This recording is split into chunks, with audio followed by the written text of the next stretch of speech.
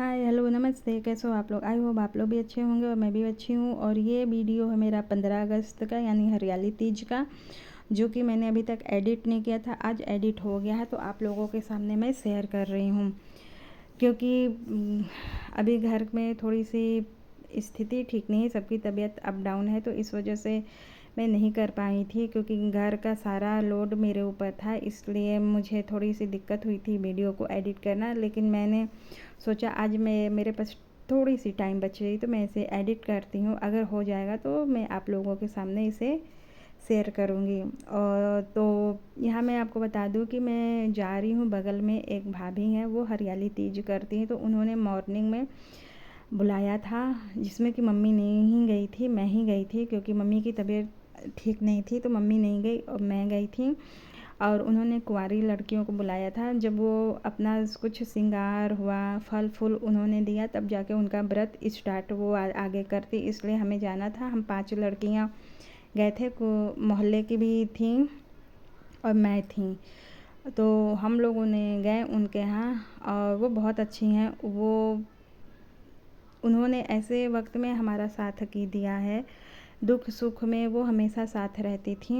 तो उनके भी दुख सुख में मम्मी भी बहुत साथ देती हैं। वो मम्मी को एक तरह से माँ ही मानती हैं, और अपने दिल की सारी बातें वो मम्मी से शेयर करती हैं, चाहे अच्छी हो चाहे बुरी हो, चाहे सामने वाले को कैसी लग रही नहीं लग रही, वो नहीं सोचती। क्योंकि वो बहुत, उनको वक्त ने ऐसा बना दिया है। वो पहले ऐसी नहीं थी। मैं आपको बताऊँ ना, आप लोग सोचेंगे कि ये क्या कह रही है, ये ऐसा कैसे हो सकता है। तो मैं आपको बताऊँ, आज जो भी उनकी स्थिति है वो उनकी मायके वालों की वजह से ही है। उन्होंने मायके के पीछे अपने ससुराल में कभी भी वक्त नहीं दिया। उनकी 5 नंदे हैं और वो अकेली हैं। हाँ, और बूढ़े सास ससुर हैं, और ससुर टीचर से रिटायर हैं। आंटी शायद कुछ नहीं नहीं, वो आंगनबाड़ी में आंटी थी। जो उनकी सास है वो आंगनबाड़ी में जॉब करती थी, वो भी शायद रिटायर ही हैं। तो उन्होंने मायके के आगे कभी ससुराल को वक्त ही नहीं दिया। आज मायके वालों ने ऐसा उनके साथ किया कि उन्हें पूछते तक नहीं हैं। अभी देखिए, यही रिसेंट में ही उनके छोटे भाई की शादी हुई मायके में, उन्हें पूछा नहीं गया। बस किस लिए? बस एक छोटे से पैसे की विवाद की वजह से।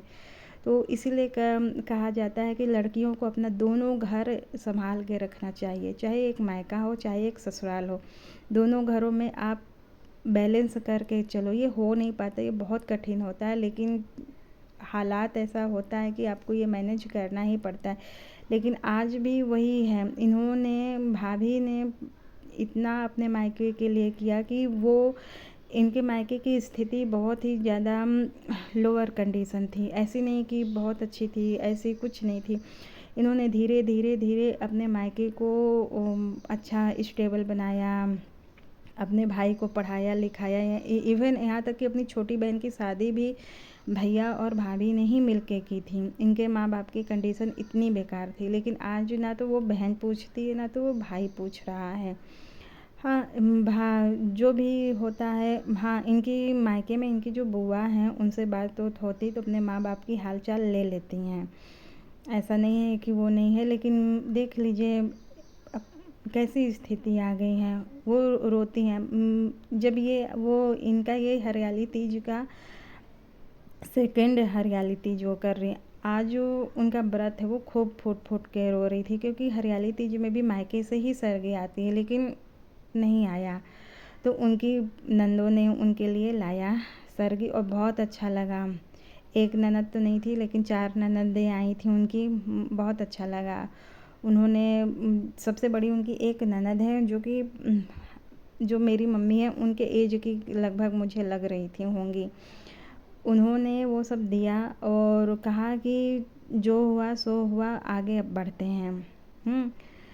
आज उनका अपने मायके के लिए आपने जिस ससुराल को छोड़ा, हाँ, जिस ससुराल को आपने छोड़ा, वही ससुराल आज आपको साथ दे रहा है। अब कहाँ है वो मायके वाले?